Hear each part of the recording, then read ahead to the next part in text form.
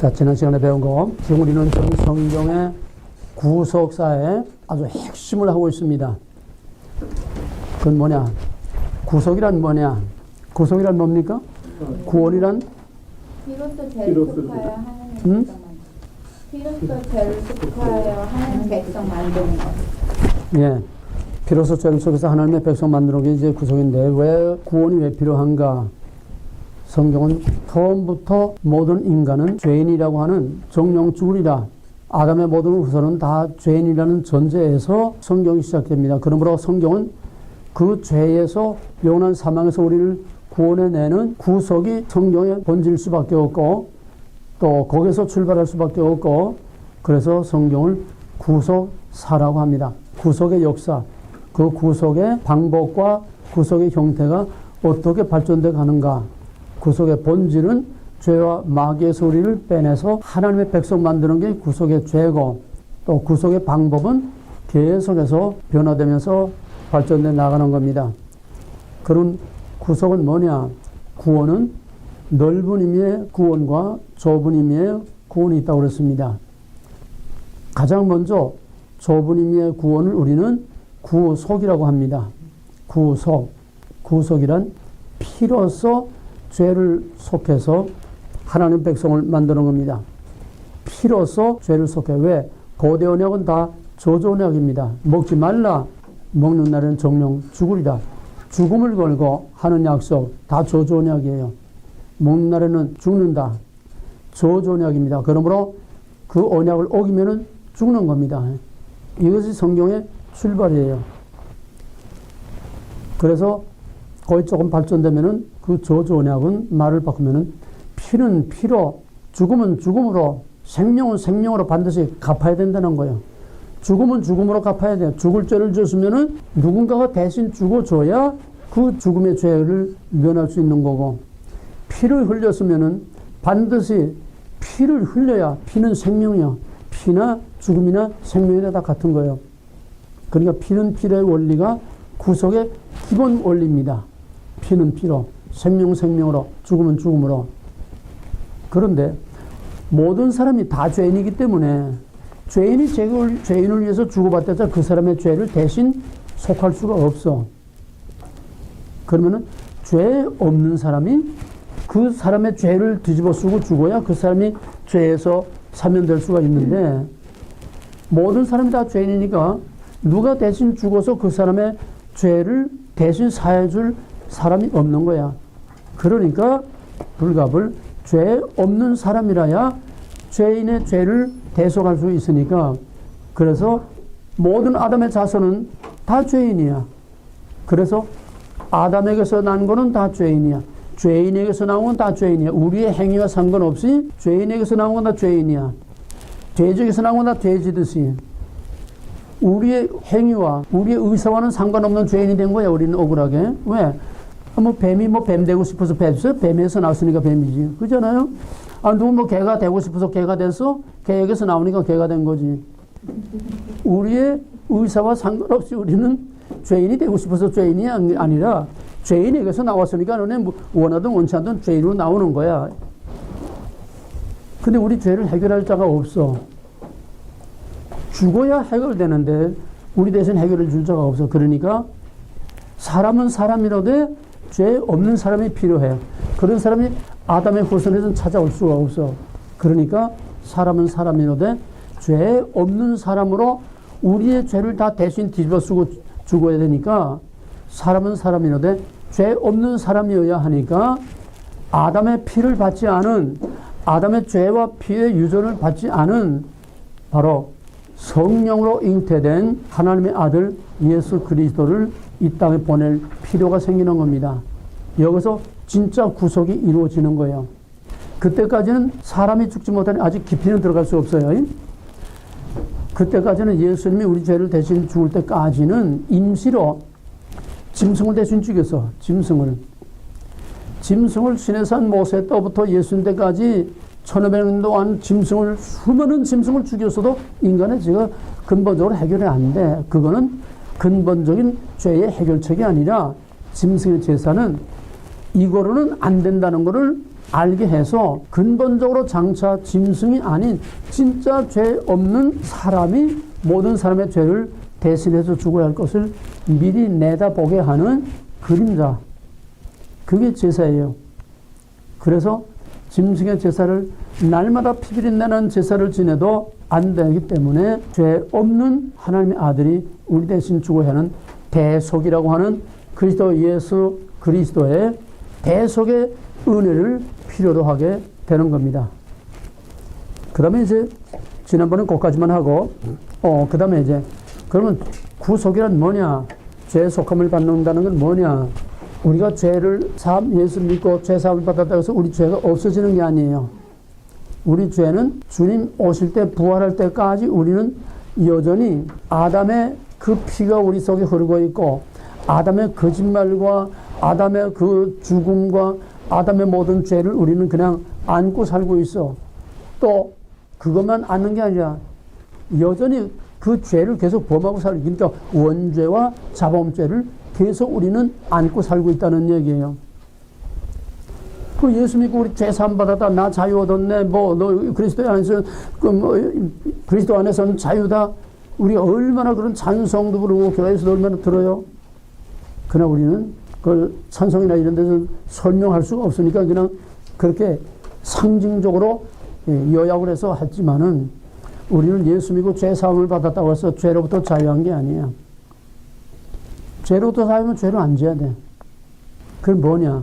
우리에게는 예수 믿고 우리가 구원을 받아 하나님의 백성이 되고 하나님의 자녀가 됐다고 해도 우리에게는 아무런 변화가 일어나는 게 없어. 왜? 어디서 일어나는 거야? 그럼 구원받았다는 거는? 영적 구원이야. 영적인 구원이야. 우리 육신의 현실적인 구원이 아니야. 영적인 구원이야. 그건 어디서? 천상적, 법정적. 이거 중요해. 이 용어가. 천상적, 법정적. 우리 여전히 죄인이야. 근데 예수 그리스도를 나타난 하나님의 의를 믿음으로 하나님께서 그 믿음 하나 보고 나 내 죄 안 봤다. 죄를 못 본 채 하는 거. 그 구속이라는 건 죄를 덮는 거야. 죄를 덮어서 있는데도 아는데도 죄 못 본 척하고 죄 없다고 봐주시는 거. 이게 의롭다고 봐주시는 칭의라는 겁니다. 칭의. 죄 없다고 봐줬으면은 이제 의롭다고 봐줬으면은 거기에 따라서 마귀의 자식이 하나님의 자녀로 신분이 바뀌는 거예요. 양자. 신분이 바뀌는 걸 자동으로 따라와. 칭의의 결과가 신분이 바뀌는 양자, 하나님의 자녀로 이건 동시적으로 일어나는 거야. 시차가 없어. 의롭다고 인정하고 법정적인 선언으로 빵빵빵 넌 죄 없어. 선언해. 그러면 동시에 그거는 너는 내 자식이야, 내 아들이야. 신분의 변화가 동시에 따라옵니다. 영적인 구원은 신분의 변화가, 칭의는 신분의 변화가 동시에 따라와요. 그리고 전국 시민권 가지고 하나님 자녀가 되는 영적으로만이야. 우리 현실적으로는 여전히 아담의 후손으로 여전히 죄인으로 그냥 죄를 뒤집어 쓰고 먹고 그냥 살고 있어. 그냥 마귀하고 그냥 놀아나고 마귀 장단에 춤을 춘 놀아나고 살고 있어. 껍데기는 하나님의 자녀이라고 거기 가서 찬양하고 뭐고 다 하는데 실제는 마귀의 자식으로 그냥 마귀 장단에 맞아 춤을 추며 살고 있어. 그건 뭐냐? 현실적으로는 우리가 하나님의 구속, 하나님의 구원을 누리지 못하고 있다는 거야. 천상적, 법정적, 영적으로만 누리고 법적인 보장만 받은 거야. 법적인. 그건 우리가 현실적으로 또 영적으로 죄와 마귀로부터 진짜 자유함을 얻는 진짜 우리의 구속이 완성되는 육체의 구원, 우리 육신의 구원은 언제 이루어져? 부활 때. 예수님 재림할 때 그때는 그냥 순식간에 호련히 부활장 고린도서 15장 52절 순식간에 호련히 그때는 이전의 육체가 아니야. 예수님의 부활한 육체로 변화되는 거야. 죽었다가 산 자나 산 채로 변화되는 자나 예수님의 부활한 그 부활, 예수님의 부활체와 똑같은 신적인 우리 몸은 우리 몸이로되 신적인 몸으로 변화되는 거야. 왜? 신분이 하나님의 아들이면 신분이 신이야. 뭔 말인지 이거 되겠어?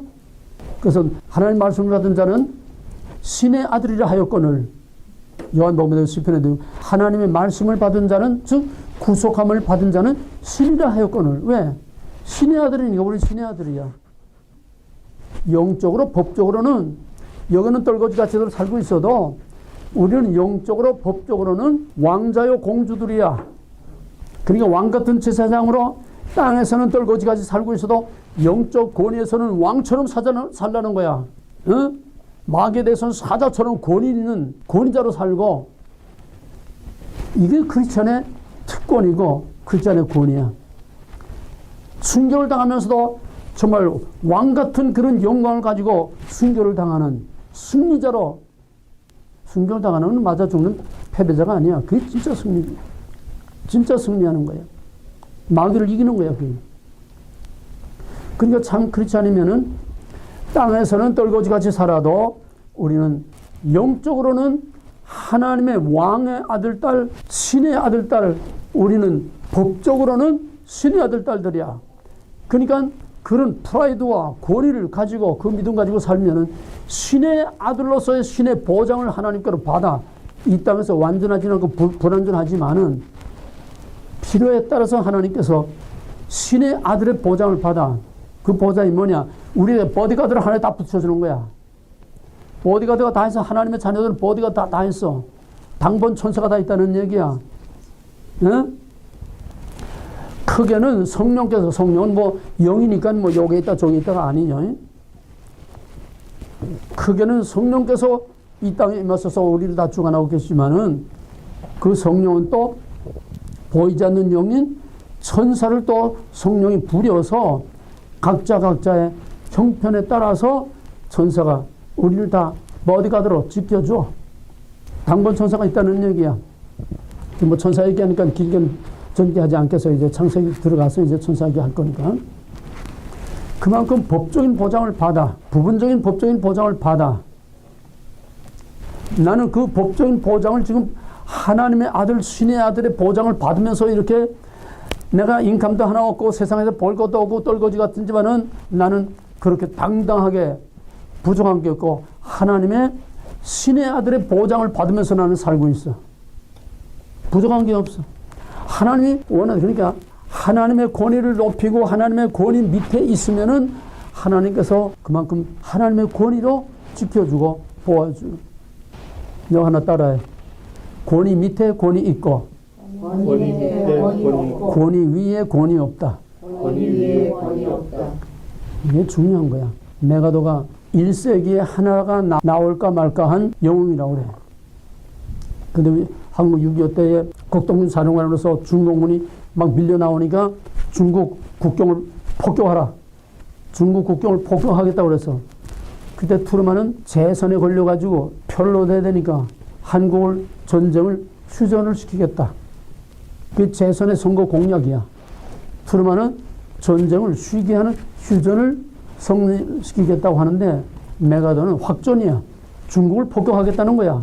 맥을 끊어버리겠다는 거야. 보급도 끊어버리고. 그러면 군 통수권자는 누구요? 군 통수권자는 오송 장군 메가도가 아니라 대통령이야. 권위가 권위에 도전을 했어. 뭔지 알아? 암만 정이라도 암만 오라도 권위는 권위 밑에 있어야지 권위가 권위 위에 올라가면 안 돼. 그러니까 전쟁 중에 트루만이 내보게 나 좀 보세.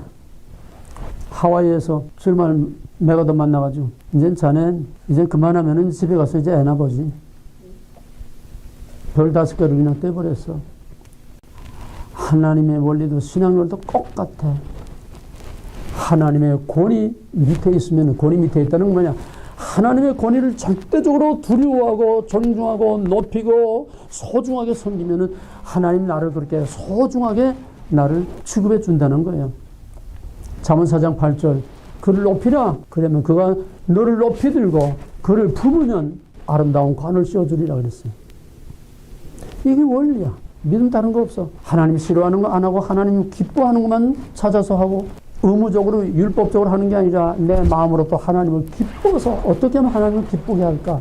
사랑하는 연인들이 서로 상대편에게 잘 보이려고 하는 것처럼 하나님을 높이면은, 권위를 높이면은 하나님을, 나를, 보디가드를 딱 지켜줘서 나를 지켜주고 보호해주고 품어줘.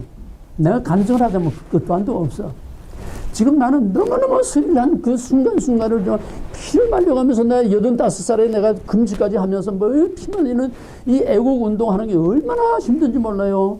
그 순간순간 넘어가는 거, 정말 사람으로는 도저히 넘어갈 수 없는 거를 하나님께서 그때 그렇다고 리빌진 타고 가는 것처럼 그냥 자동적으로 오토매틱으로 다 해결해 주는 게 아니에요. 피눈물 나는 기름을 말리는 금식을 하면서 바짝바짝 피가 기름이 말리고 하나님께 매달려 기도하면 그래 젓가락 넘어가. 오늘 아침에도 엄청난 고비 하나를 거기 넘어가서 얼마나 마귀가 그냥 그걸 가로막고 방해하고 못하게 그냥 역사하는지, 그냥 큰 놈의 강한 놈의 마귀가 오늘 아침에 목숨을 걸고, 아니 하나님 하지 않으면 나 안 해요. 하나님 하라고 하면 이 마귀 딱 깨뜨려버리고 정면 돌파하게 해야 돼요. 기도하고 나갔더니 세상에 180도 상황이 180도로 뒤집히는 거 있지. 이런 맛을 모르면은 살아계신 하나님과 함께 동행하고 동거하는 신앙을 살 수가 없어요. 높이면 안 높여져. 우리 하나님의 자녀가 되는 신분, 칭의, 양자의 보증을 받으면은 불완전하지만은 나중에는 한꺼번에 다 그냥 사사오입, 한꺼번에 일시의 순식간에 다 영으로나 육으로나 흠도 티도 없이 완전히 예수님의 부활체와 같이 깨끗하게 완전하게 신적인 체질로 시간과 공간의 제한을 받지 않는 초월적인 신적인 그런 상태로 우리를 변화시켜줘. 그러니까 오고 가고 없어고 그때는 우리가 벌써 하나님 앞에 가 있는 거야. 그때까지는 우리는 죄와 마귀와 싸우면서 엎치락뒤치락 하면서 싸우지만은 하나님만 그냥 딱 붙들고 높이고 하나님만 그냥 프론가 두가 바이가 포가딘가 이렇게 하면은 하나님이 그때 우리의 모든 영육 간의 생사 간의 모든 걸 다 지켜주세요. 이런 맛을 알고 체험을 하면서 살아야 하는 맛이 있고 믿는 맛이 있지. 아무것도 모르고 살면 이제 먹고 자고 싸는 것밖에 없어요. 자, 그러면 이제 구속의 키워드가 뭐야, 한마디가? 구속에 없어서는 안 될 유일한 키워드. 피. 피가 없는 구원은 구원이 아니야. 그건 구속이 아니야. 구속이라는 건 리뎀션. 이건 반드시 피로서 죄값을 치르고 죄와 마귀와 사망에서 빠져나오는 것이 이것이 리뎀션, 이것이 구속이야. 이건 다른 말하고는 섞일 수가 없어. 바뀔 수가 없어. 구속이라고 하는 말은 다른 말과 섞일 수가 없고 섞어 쓸 수가 없고 바꿀 수가 없고 비교할 수가 없어. 절대적으로 이거는 피 흘림이 없이는 사심이 없나니. 왜? 정령 죽으려 했기 때문에 정령 죽어야만 그 죽음과 사망, 죄와 죽음과 사망에서 나올 수가 있어. 거의 결정적인 키워드는 피는 피로, 피야. 그러면 오늘은 지난번에 못한 거, 구원이란 뭐냐? 저분님의 구원, 이건 피로서 죄를 사하는 것, 피로서 죄를 사해서 하나님 백성을 만드는 것을 구속이라고 한다. 좁은 구원은 구속입니다. 그 다음에 넓은 의미의 구원이 피로서 죄를 사하는 이거를 포함하는 피의 구속을 포함하는 구원, 이걸 뭐라고 하냐면 전인구원이라고 그래. 전인구원은 뭐냐? 천상적, 법적, 영적인 구원만이 아니라 종말에 우리의 육신이 영육간에 완전히 부활로서 구원을 받는 이 전인구원. 그러니까 피로서 죄사함을 받는 건 영적인 구원입니다. 종말에 우리의 육체가 부활하고, 그러니까 넓은 의미의 구원은 첫째 이의 구속을 포함하는 전인구원. 그거는 영적으로 천상적이만이 아니라 종말에 우리 육체가 부활하는 전체 전인격적인 그 구원을 넓은 의미의 구원이라고 하고, 좁은 의미의 구원은 피로서 죄를 속하는 천상적 법적 영적인 구원, 그건 좁은 의미의 구원이고, 넓은 의미의 구원은 정말의 우리의 육체 구원까지를 포함하는 전인 구원을 넓은 의미의 구원이라고 한다. 확실히 구별돼요? 네. 근데 우리는 이 구별을 별로 하지 않고 그냥 것을 막연하게 추상적으로 구원이라고 하는데, 이 구원이라고 하는 것은 너무나 광범위하고 추상적이기 때문에 우리는 구속과 이 전인 구원으로서의 피가 있는 넓은 의미의 전인 구원, 이걸 확실하게 우리가 구별을 해야 됩니다. 그 다음에는 넓은 의미의 구원, 두 번째는 피의 구속이 없는 구원. 그러니까 피의 구속이 없다는 것은 죄사함이 없다는 거예요. 죄사함이 없는 구원. 구원이라는 건 죄와 마귀와 영원한 사망에서 우리가 나오는 게 구원인데, 여기는 피가 없으니까 죄사함이 없어. 죄사함이 없는 구원. 그건 무슨 구원이냐?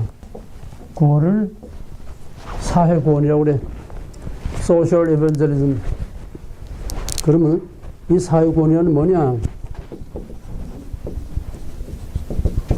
사회구원이란 영적인 문제, 죄의 문제가 아니고 도둑놈, 압제하는 자, 가난과 굶주림과 질병과 압제하는 자가 없는 이 땅에 인간에 의하여 인간을 위한 인간의 살기 좋은 유토피아 세상을 만든다는 거야. 왜? 죄의 문제가 없으니까. 너희는 원죄 인정 안 해요. 여기서 죄라는 건 뭐냐? 사회공헌에서 죄라는 거는 우리가 말하는 죄가 아니라 도덕적인 죄. 도덕적인 죄. 이거를 조금 더 확실하게 말하면은 제도적으로, 구조적으로 기업체라든지 국가라든지 회사라든지 이런 어떤 조직과 제도적으로 법적으로 가난한 자, 약한 자, 병든 자 이거를 압제하는 거야. 착취하는 거야. 근데 구조적인 악, 이걸 구조악이라고 그래. 구조악. 제도적인 구조악. 이거를 최대의 악으로 죄로 취급하는 겁니다. 그 구조적인 제도적인 가진 자라는 건 돈, 권력, 파워 이걸 전부 다 가진 자야.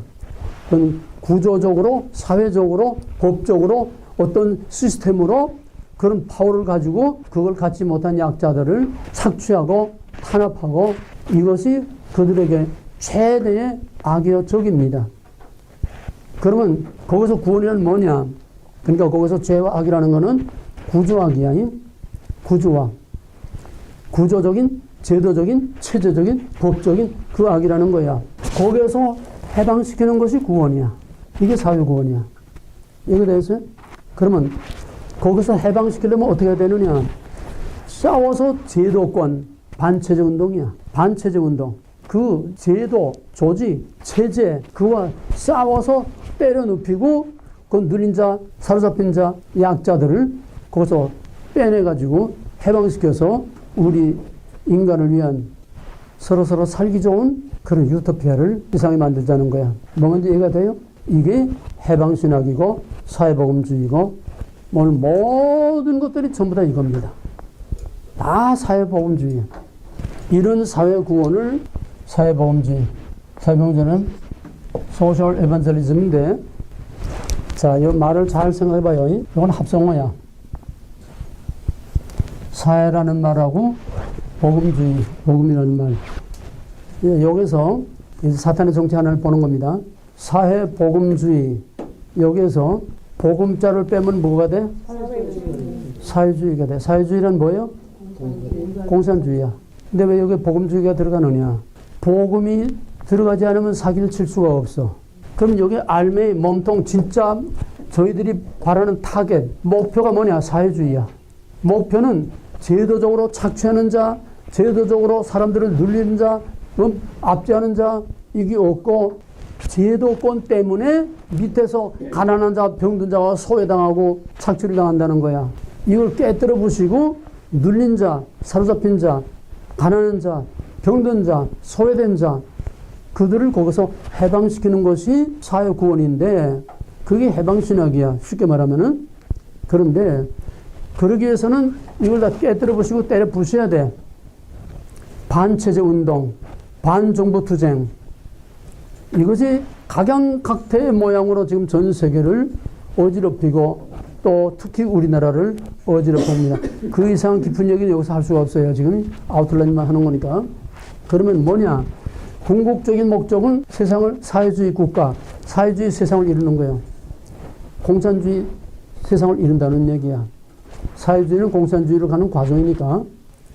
여기에 복음이 들어가느냐? 복음이 들어가야 사기를 칠 수가 있어. 왜? 복음이 뭐요?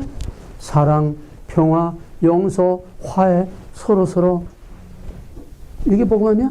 이걸 껴야 사기를 칠 수 있으니까 여기에 복음자가 들어가는 거야. 근데 저희들은 사회복음주의라는 거는 내가 사회자라는 걸 내가 붙여준 거지, 내가 아니라 나 같은 사람들이 요 거짓말 사기치는 놈한테 너는 거짓말이다 딱지를 붙여준 거야. 사회라는 딱지를 붙여준 거야. 응? 이 사람들은 뭐냐면 사회자를 안 붙여. 복음이라고만 그래. 복음주의, 복음. 그 복음이 문제야. 그런데 나 같은 사람은 거짓말하지 마라. 너희는 복음주의가 아니라 복음의 탈로 위장한 너희는 사회주의 국가를 건설하는 사회주의 세상을 만드는 게 너희들의 목표야. 그 사회자를 붙여준 거야. 엄밀히 말하면은 너희는 복음의 탈을 썼을 뿐이지 너희는 사회주의 공산주의자들이야. 뭔지 알겠어? 이게 얼마나 무서워? 이거를 정확하게 꿰뚫어보는 목사들이 없어. 정확하게 말해주는 목사가 없어. 왜? 목사들 한 통속으로 다 사회복음주의로 가고 있으니까. 뭐냐?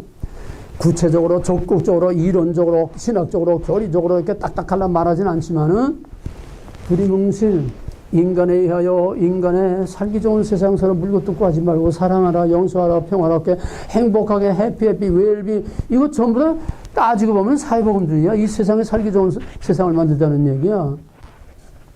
여기서 자유로운 목사가 있겠어?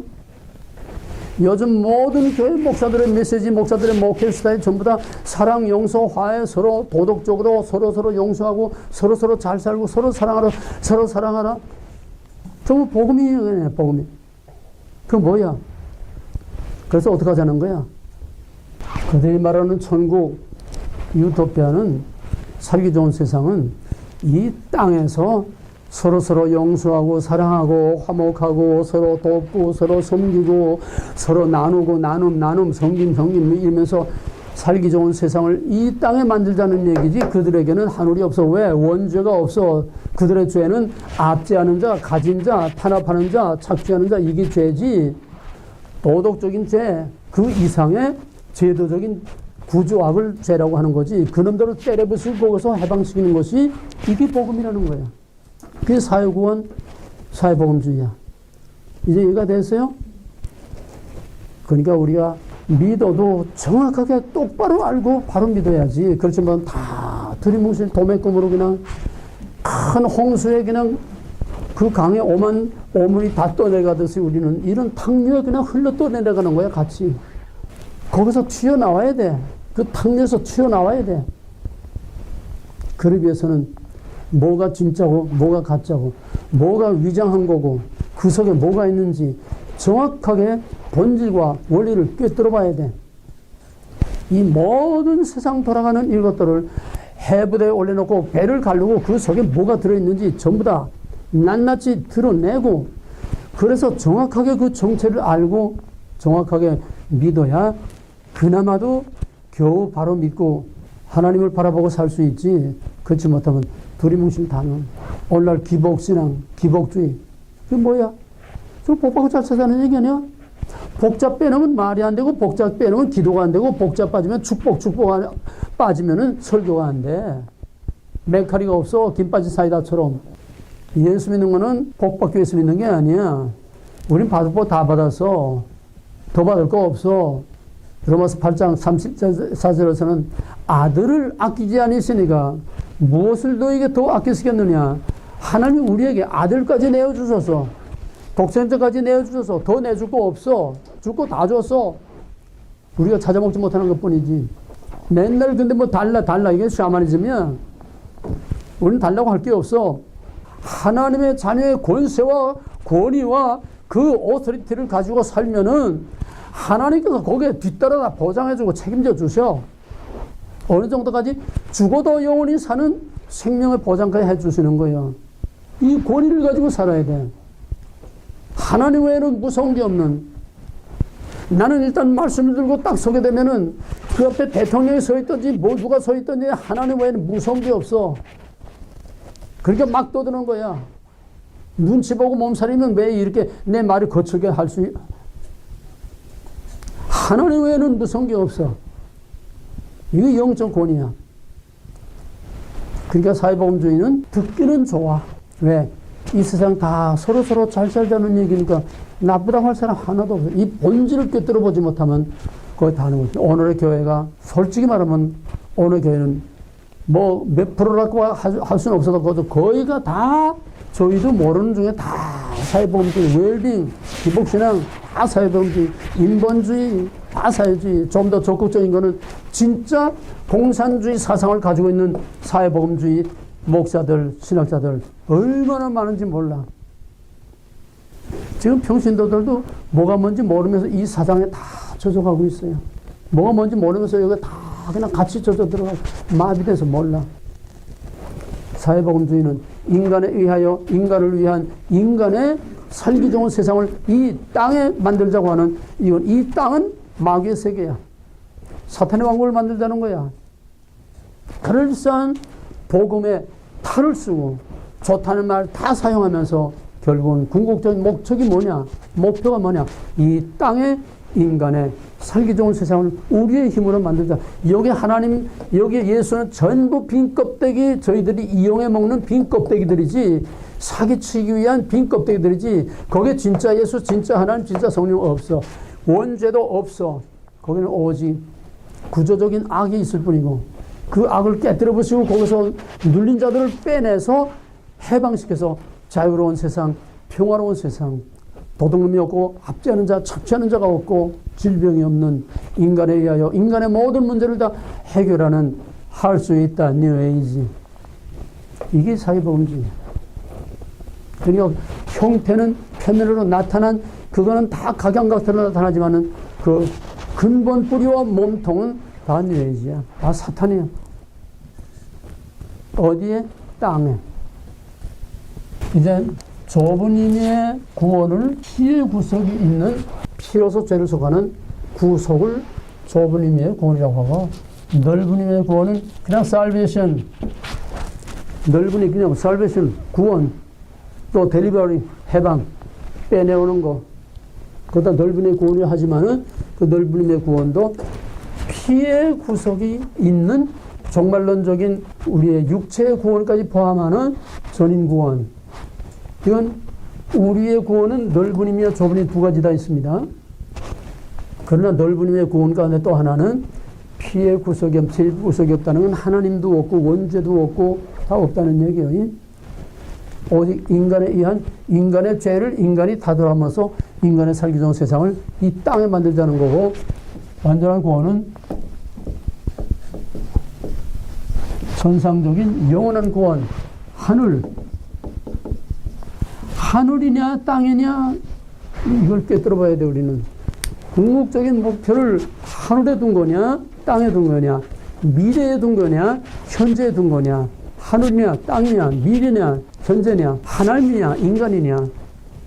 오늘 확실히 명심에도 새겨놔. 하늘과 땅, 하나님과 인간, 미래와 영원한 미래와 현재. 거기에 따라서 진짜와 가짜 갈라집니다. 그러면 하나 더 하게 되면은, 여기 사회복음주의가 나왔으니까 신복음주의라는 게 있어요. 왜? 사회복음주의는 결국 공산주의, 이 복음주의, 피의 구속이 있는 이 복음주의는 이거 극과 극이야. 극과 극이야. 근데 서로 배타적이고 서로 앙숙이고 서로 싸울 수밖에 없어. 화해할 수가 없어. 그러니까 여기에 한 수 더 높은 사탄이 끼어들어서 왜 같은 하나님 믿으면서 이렇게 싸우느냐? 왜 서로 원수시하고 적대시하느냐? 복음이란 서로 사랑하고 용서하는 게 복음이 아니냐?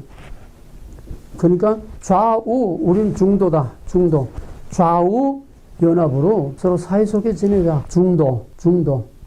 극과 극의 대치가 아니라 서로 용납하고, 사회복음주의도 용납을 하고, 사회복음주의에서도 이거 용납하고, 서로 용납해서 그리스도께서 이루시는 사랑의 공동체를 만들자는 거야. 얼마나 멋져? 이게 고등사기입니다. 언제나 중도라는 거는 고등사기예요. 중도란 없어요. 세상은 선이면 선, 악이면 악이지, 천국이면 천국, 지옥이면 지옥이지, 중도라는 건 있을 수가 없어요. 중도라는 건 전부 사기술이야. 이중간첩, 양다리 깨지고 노는 이중간첩의 운명은 반드시 이쪽에서 죽이든지 저쪽에서 죽이든지 죽게 돼 있어. 역사상 중도 연립정부가 성공한 예가 없어. 2차 대전 후에 독일에도 기민당하고 사회당하고 연립정부를 만들었는데, 일본에서도 사회당하고 또 연합정부, 전부 이 좌우 연합 연립정부를 세워가지고 중도 이거를 만들어가지고 성공한 예가 없어요. 언제나 정체성이 확실해야 돼. 특히 신앙에서는 이 정체성이 확실해야 됩니다. 구별이 확실해야 돼요. 믿음이란 구별이야. 하나님의 진리란 구별입니다. 그래서 요 신복음주의는 뭐냐 하면은 구별을 없애는 거야. 구별을 아주 그럴싸한 윤리와 도덕을 통해서 하나님의 사랑, 예수는 사랑이다. 복음이란 사랑이다. 용서하고 서로 사랑하는 거다. 서로 상대방을 용납하고 원수를 사랑하는 거다. 해결하지 말자. 그러면서 표면적으로는 자, 여기 중요한 건 뭐냐면 피의 구속을 포함하는 넓은 의미의, 이게 진짜 복음주의입니다. 피의 구속을 포함하는 넓은 의미의 구원, 이게 진짜 복음주의입니다. 근데 피의 구속이 없는 사회주의도 복음주의라고 해요. 저희들은 사회자를 빼고 저희들도 복음주의라고 그래요. 신복음주의도 저희들이 신자를 쓰지 않고 복음주의라고 합니다. 우린 다 복음주의라고. 그러니까 우리가 보고 듣는 거는 전부 다 복음주의지, 그 정체를 드러내는 신복음주의, 사회복음주의 이런 말이 책이든 어디든 안 나와요. 그러면 빌리 그레함은 뭐냐? 가장 대표적인 미국의 복음주의 목사라고 그래. 또 로버트 슐러 가장 복음주의적인 미국의 목사라고 다 그래. 그러니까 예수 믿는 건 다 복음주의라는 거야. 어디에서나 다 복음주의라는 말을 써. 그러니까 우리는 그래서 복음주의 하면 다 하고서 우리가 예수 바로 믿는 걸 알고 있는데, 그 껍데기를 벗기고 그 속에 알맹이를 봐야 돼. 정체를 봐야 돼. 그럴 때에 이것이 사회복음주의인지 신복음주의가 다 복음주의니까 저희도 복음주의야. 껍데기는 스테이먼. 모든 신학교나 교단이나 거기에는 우리는 이런 신앙을 믿는다. 자기들의 신앙 고백과 같은 스테이먼이 있어요. 우리는 뭐 예수의 동정로 잉태를 믿고 십자가의 구속을 믿고 뭐 부활을 믿고 재림을 믿고 이런 거 우리는 이렇게 믿는다 하는 자기들의 신앙 고백의 스테이먼이 있어요. 신앙의 뼈대. 근데 사회복음주의는 그 스테이먼이 우리의 스테이먼하고 달라. 이건 확실히. 왜? 이건 완전히 사회 소셜리즘이니까 우리하고 같은 건 내밀 수가 없어. 그냥 표현은 다 같은 복음의 표현을 쓰면서 속 알맹이가 다른 거죠. 사랑, 화해. 이 신복음주의도 전형적인 복음주의 우리가 갖는 신앙 스테이먼을 간판히 내봅니다. 예수의 동정로 잉태를 믿고 예수의 십자가 구속을 믿고 부활을 믿고 또 재림을 믿고 이거 다 믿는다고 그래요. 그럼 우리하고 같아 다를 게 없어. 우리하고 같네? 근데 두 얼굴이야.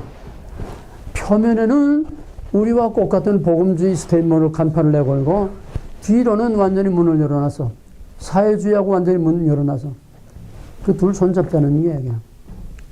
이게 중도 신복음주의. 그러니까 너희는 복음주의 아니야. 너희는 복음주의가 변질된 신복음주의야. 그래서 신자를 여기다 하나 더 붙여주는 겁니다. 우리가. 이해가 되겠어요? 가장 대표적인 것이 순수한 성경대로 믿는 전인격적인 구원을 믿는 진짜 복음주의. 이건 진짜 복음주의. 근데 다 복음주의라고 그래. 저희들의 정체를 드러내지 않고 사회복음주의도 복음주의라고 그러고 신복음주의도 복음주의라고 그러고. 그러니까 우리가 그걸 구별하기 위해서 사회자, 신자를 우리가 붙여주는 거다. 이 제일 무서운 건 신복음주의입니다. 중간, 중도, 다 좋은 게 좋다. 그래서 여기에 다 무너지는 거예요, 교회들은. 가장 대표적인 아성은 플로신학. 신복음주의의 아주 총본산입니다. 흘러나오면 아주 대단한 것처럼 나 흘러나왔다고 아주 그냥 어깨 펴고들 그러는데 그건 신복음주의예요. 신복음주의는 쉽게 말하면 잡동산이 섞인 거예요. 진짜 맞아, 섞인 거야. 사회복음주의는 솔직해요. 그 사람은 완전히 사회주의, 공산주의예요. 기독교 장로회, 한국신학대요. 이건 완전히 그냥 탈선, 자기 정체를 확실히 밝히면서 아주 당당하게 사회복음주의 활동을 하고 있어요. 그런데 이 복음주의는 뭐가 뭔지도 모르고 어리몽정, 멀때같이 어리몽정하고 다 여기저기 넘어가는 거고, 신복음주의는 그런 약점, 허점을 이용해가지고 믹스시키는 거. 복음주의하고 사회복음주의하고 믹스시키는 거예요. 이게 신복음주의. 빌리 그레이엄은 대표적인 신복음주의입니다. 지금 신복음주의자들이 내놓으라 하는 사람들은 대부분 다 신복음주의자라고 하면 왜? 가장 스무스해. 나처럼 이렇게 날카롭고 거치는 게 없어. 걸리는 게 없어. 아주 스무스하고 나이스하기 때문에 다 걸려드는 거예요. 자, 오늘은 이제 그 마무리로 성경이 말하는 것이 성경의 목적이 구속이냐 아니면은 하나님의 왕국이냐. 여기 이제 마지막 결론입니다. 구속이냐 하나님의 왕국이냐. 그러면 이걸 이제 종합해서 보게 되면은 구속은 피로서 죄를 속하는 거. 구원은 피로서 죄를 속해서 하나님의 백성 만들어서 뭘 하자는 거냐. 이 결론이 나와야 돼. 피로서 죄를 속해서 우리를 부활시켜서 죄 없는 완전한 성화, 그리스도의 부활체와 같은 신적인 그런 존재를 만들어서 뭐 하자냐. 즉 구속이라는 건, 구원이라는 거는 하나님의 백성을 만들자는 건데, 하나님의 백성 만들어서 뭐 하자는 거냐. 하나님의 백성을 만드는 구속이 수단이냐 목적이냐 이 말이에요. 뭐겠어요? 구속이 수단이겠어요? 목적이겠어요? 수단. 목적은? 목적은 영원한 새하늘과 새 땅에 하나님의 왕국을 만드는 게 목적이야. 이게 창조의 목적이고 성경을 주신 목적이고 예수 그리스도가 이 땅에 오신 목적이고 우리를 구원하는 모든 목적이 구원 자체, 하나님의 백성 만드는 자체가 목적이 아니라 궁극적으로 영원한 하나님의 왕국을 만드는 거예요. 그러면은 사회복음주의, 신복음주의, 또 모든 자유주의 현대신학들은 뭐냐? 그건 전부 다 땅이니까 물리적으로, 육체적으로 압제당하는 상황에서 탈출시켜서 해방시키는 그 자체가 목적이야. 구원 자체가 목적이야. 넓은 의미로 볼 때 우리의 구원의 목적은 궁극적으로 새하늘과 새 땅에 하나님의 왕국을 이루는 건데, 사회복음주의의 목적은 궁극적으로 그들을 해방시켜서 이 땅에 살기 좋은 세상을 만들자는 거야. 땅. 그건 천상적인 영원한 미래적인 그게 없어. 하나님이 없어. 그러니까 그들에게 있어서 구원이라는 것은 가장 중요한 것이 해방시키는 해방사건이야. 출애굽 사건 자체가 목적이야. 무슨 말인가 되겠어요? 해방을 위한 투쟁, 그 자체가 목적이야. 이 땅의 유토피아 세상을 만든다는 것은 하나의 속임수 거짓말이고, 인간에 의해서 죄가 없고 질병이 없고 압제하는 자가 없고 서로 썩이고 뜯어먹는 게 없는 그런 세상이 만들어진 예가 동서고금의 역사상 없어. 그게 뭐야? 공산주의 아니야? 공산주의 어떻게 다 망했잖아? 거짓말이니까 망한 거야. 근데도 지금까지 그 공산주의가 맥히고 있어. 그러면은 지금 우리 본론으로 돌아와서 구속이나 구원이 하나님의 백성 만드는 것에 백성 만들면 뭐 하느냐? 궁극적으로 하나님 왕국 만드는 거다. 그러면은 구속과 구원이 수단이냐 목적이냐? 수단이라는 거야. 목적은 왕국이라는 거야. 자, 그럼 이제 알기 쉽게 실제적으로 애굽에서 나왔어. 구속이야. 그죠? 어린 양의 피의 언약을 믿음으로 물설주에 바르고 피로서 애굽에서 나와서 구속이야. 그럼 여기서 해방시키는 해방 자체가 목적이야, 수단이야. 목적은 뭐가 어떻게 가나안이야. 예? 목적은 약속의 땅이 목적이야. 왜 약속의 땅이 목적이야? 약속의 땅들은 뭐해? 왕국. 하나님의 왕국을 세우는 거야. 그것이 궁극적으로 다윗의 왕국이 장차 메시아를 통해서 이루어질 영적인 왕국이고, 메시아를 통해서 이루어진 영적인 통치를 통해서 죄와 마귀를 다스리고 사망을 다스리며 영적인 왕국을 이룬 그거는 already 번나제, 그거는 장차 영원한 새하늘과 새 땅에 완전한 하나님 왕국과 구원을 이루는 그림자요. 계시의 점적인 발전의 원리입니다. 이게 어쨌거나 현실적으로 지도상으로 보면은 애굽에서 나오는 자체가 목적이 아니라 가나안에 들어가서 왕국을 세우는 게 목적. 아브라함 언약을 성취해서 왕국을 세우는 게 목적이야. 그러면 애굽에서 나올 때 여기 뭐냐 하면 어린 양의 피 언약에서, 어린 양의 피 언약은 예수 십자가를 의미하는 거야. 예수는 6월절에 이제 희생의 양이 됐잖아. 이 6월절. 이 6월절에 희생의 어린 양의 희생이 제물이 돼서 6월절 어린 양으로 죽어서 우리를 구원한 거야. 애굽에서 나오는 데서 우리는 죄와 영원한 사망에서 나온 거야. 물리적인 구원이 영적인 구원. 그거만 이제 애굽에서 나온 출애굽하고 영적인 출애굽하고 그거만 차이가 나는 거야. 물리적인 구원과 영적인 구원만 거의 계시의 발전의 원리에 따라서 이제 변화되는 거야. 자, 그러면 생각해봐. 구원이 목적이면은, 애굽에서 나오는 게 목적이면은 목적이 이루어졌어.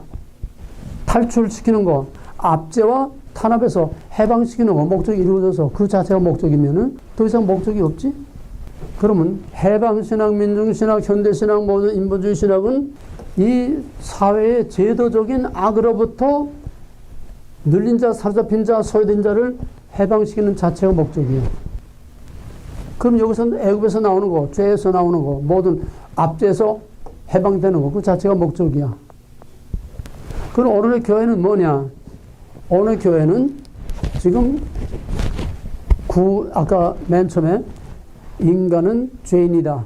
죄로부터 인간을 영원한 죄와 사망에서 해방시키는 구속이 성경의 출발이고 마지막 결론이다. 그러므로 성경은 구속사적일 수밖에 없다. 구속사적인 해석. 그렇게 얘기를 했어요. 지금 전 교회 모든 신학, 모든 신학교, 모든 목사들 그래도 제대로 보수 신학을 공부한 사람은 다 구속사적인 해석을 최고의 스탠다드로 그렇게 말하고 있습니다. 그럼 뭐야? 애굽에서 나오는 자체 여기만 머물러 있는 거야. 예수 십자가 여기만 머물러 있는 거야. 요즘은 오직 예수 십자가밖에 몰라. 저 인본주의 세상은 관두고 그래도 보수 제대로 교육받은 사람이라는 게 오직 예수, 오직 십자가 이거밖에 없어. 그럼 무슨 얘기야? 지금 그 지도상의 현장으로 보게 되면은 맨날 애굽에서 양만 잡아먹는 거야. 뭔 전제로? 맨날 예수 십자가 구원, 예수 십자가 구원, 맨날 양만 잡아먹고 그냥 피만 해가지고 그냥 여기서 더 이상 나가지 못했다는 얘기야. 그게 오늘의 교회의 현주소야. 구속이 목적이 되면 안 돼. 구속은 수단이야. 수단과 목적이 바뀌거나 수단과 목적에 혼돈이 오게 되면 거기에서 혼란과 불의와 죄와 타락이 오는 거예요. 수단과 목적이 중요해. 성경을 읽기 위해서, 성경을 보기 위해서 목적이 좋아.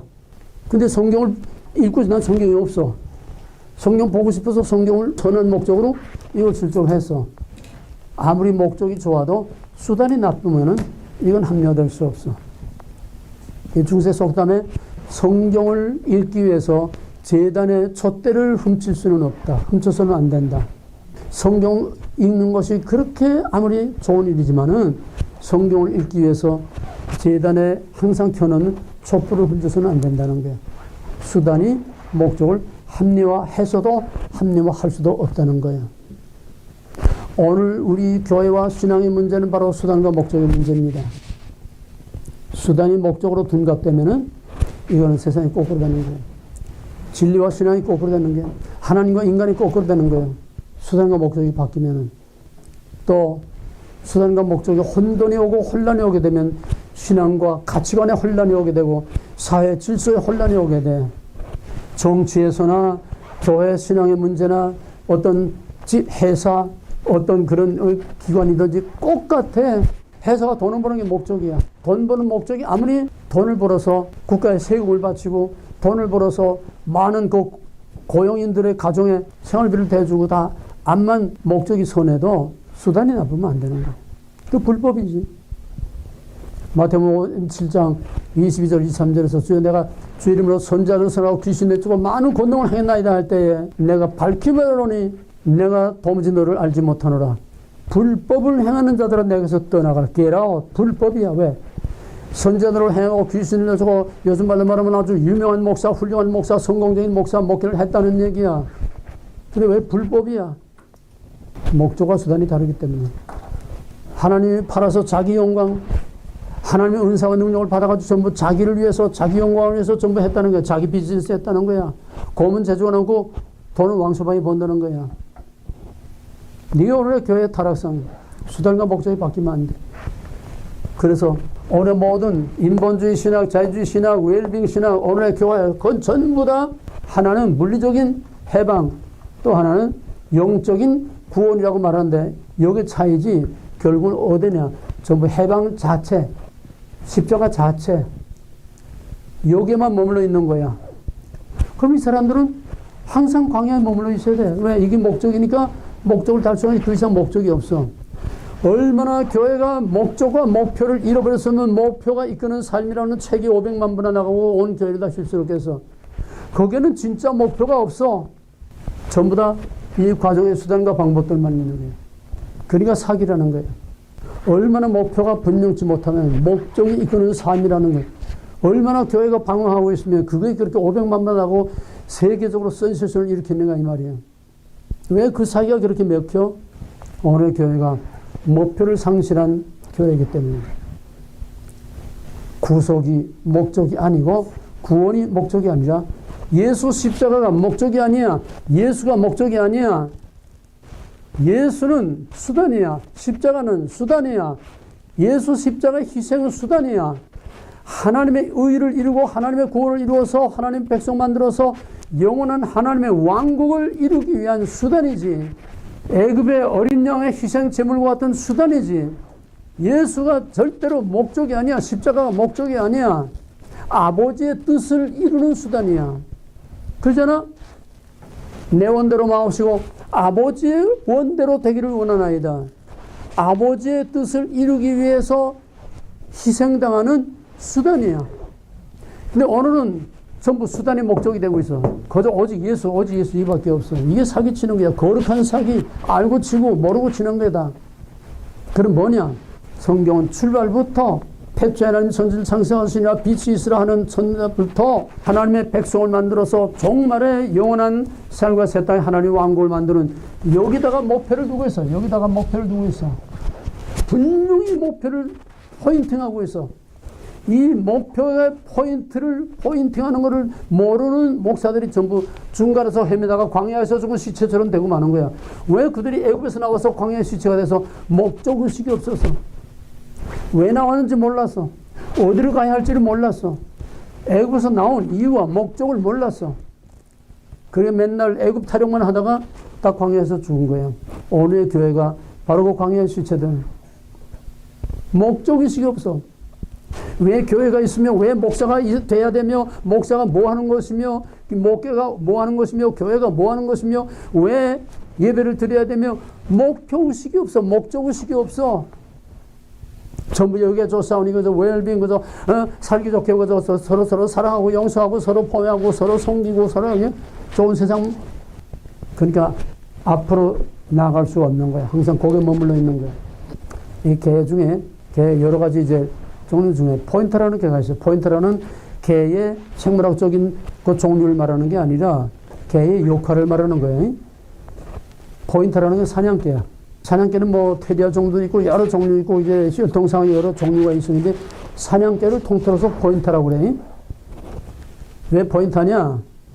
사냥개는 다른 개와 다른 것이 사냥개는 다른데 관심이 없어. 취미가 없어. 사냥개는 뭐 집을 지키는 개도 아니고 물론 집 지키기도 하지만 집 지키는 개도 아니고 또 경찰들 사역견 냄새 맡고 뭐 범죄 현장 마약을 찾아내고 이 리스큐 사람 파묻히고 찾아내고 그런 역할을 하는 특수 사명 그게 아니야. 사냥개의 세계는 필드야. 사냥개의 세상은 필드야. 그러니까 사냥개는 필드에 나가야 제 세상에 오는 거고 집구석에 있으면 답답해 못 살아. 그러면 사냥개는 벌써 주인이 옷 입는 것만 봐도 알아. 응? 벌써 조끼 턱 걸치면은 사냥개는 그냥 좋아서 정신 못 차려. 총 들고 나가면 이제 내 세상이 온다. 그러면 이제 나가가지고서 그날에는 꽁사냥을 하겠다. 그럼 사냥에 가는 현장이 사냥꾼들은 곰을 잡으러 가면 곰이 있을 만한 데를 가고 사슴을 잡으려면 사슴이 있을 만한 데를 가고 꽁 잡으려면 꽁이 있을 만한 데를 이제 가니까 그럼 거기 가면 이제 여기 있으면 이제 곰이 있겠다. 그러면 거기서 이제 분위기를 보고서 이제 사냥개를 이제 꼬비를 딱 풀어서 이제 내 세상이다 하고 슉슉슉슉슉슉 왜? 자기 타겟을 먼저 찾아. 걔는 냄새를 워낙 잘 맡으니까 오만 냄새 다 나는데 그 중에서 내가 맡아야 할 냄새를 하나 딱 찾는 거야. 딱 잡아. 곰의 냄새, 조그만 무슨 토끼 냄새, 걔는 다 구별하니까. 왜? 사냥 경험 타도 훈련됐으니까. 그럼 저희 주인이 곰을 잡아, 여기는 곰 잡으러 나온 데다 벌써 다 필링으로 알아. 그러면 다른 냄새 안 맡고 딱 자기가 목표할 그 냄새 하나 쭉 돌아다니다 그 냄새 하나 딱 잡으면 그 다음에는 세상 없는 냄새 나도 다른 냄새 안 맡아. 그 하나만 계속 추적해 나가는 거야. 추적해 나가다가 거리가 가까워지면은 딱 멈춰. 딱 멈춰서 주인을 기다리는 거야. 그럼 주인이 오게 되면 이제 포인팅을 해줘. 자기가 딱 멈춰 있으면 내 앞에 목표가 있다. 내 앞에 목표물이 있다. 준비해라.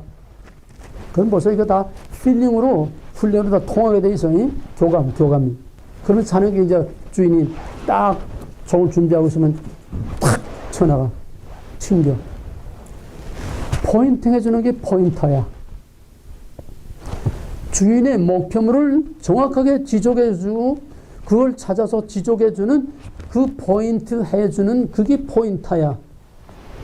선지자는 포인터야.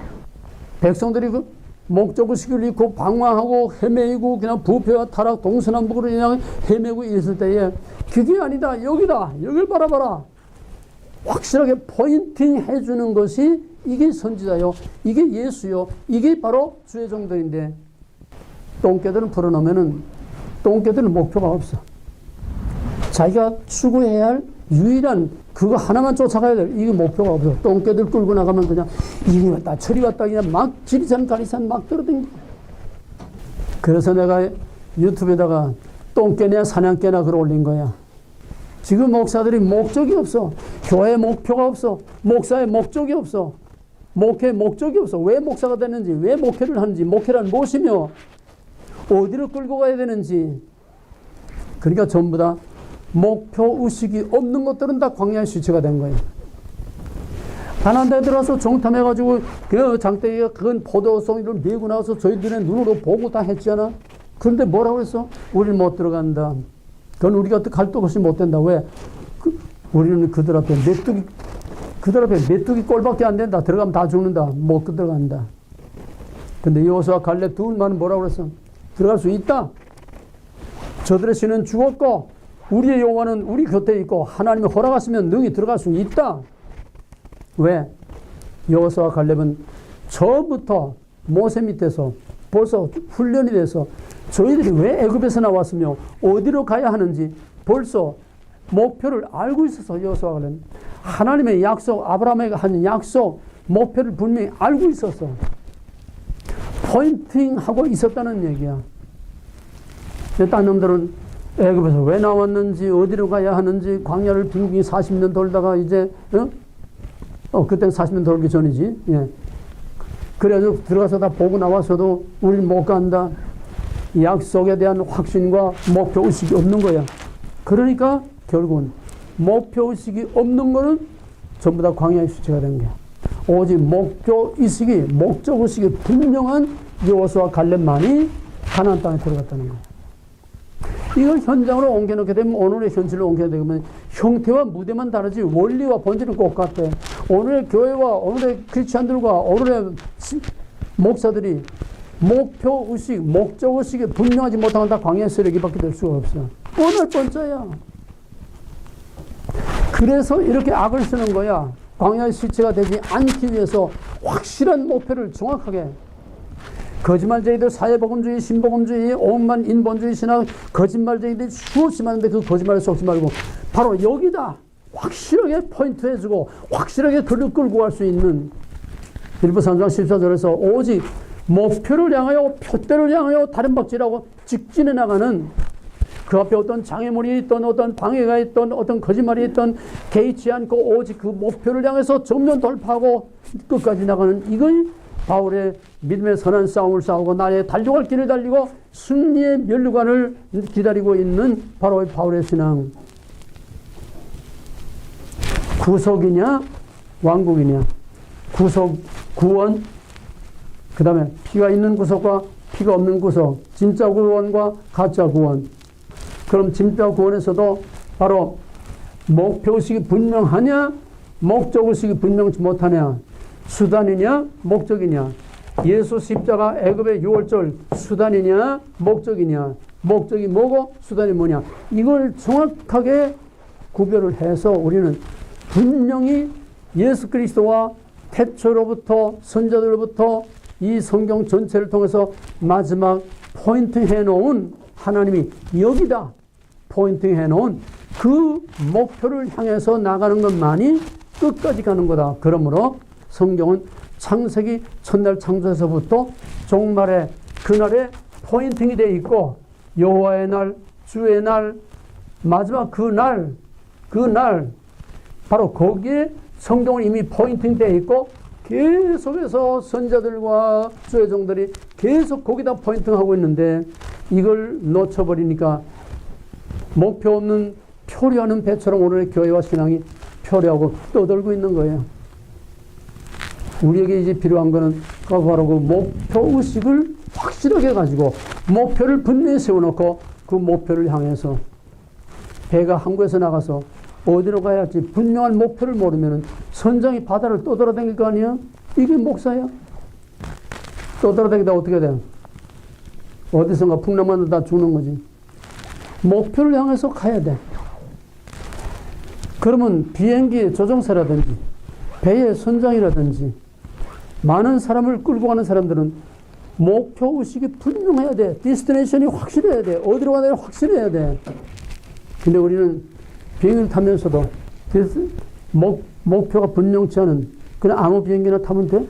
물론 태워주지도 않겠지만은 분명한 티켓하고 자기가 타야 할 비행기 확실한 목적지를 가지고 그 비행기를 타야 목적지 가는 거지.